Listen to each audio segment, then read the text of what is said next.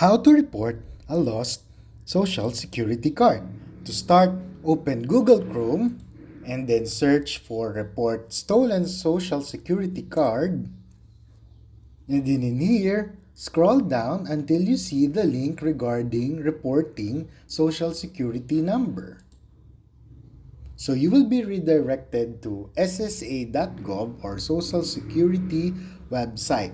So in here, there are instructions on how to report such number. Click Start Report.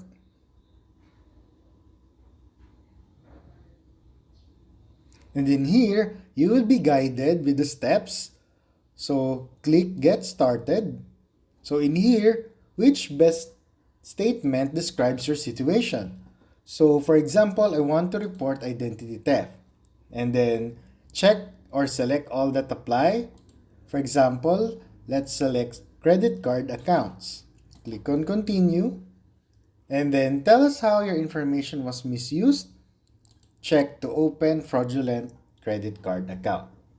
Continue. And in here, we have the following steps. Click on Continue.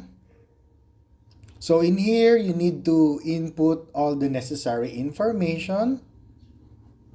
And then we have 6 different steps. So you would enter your information, suspect information, additional information, personal statement, and review your complaint.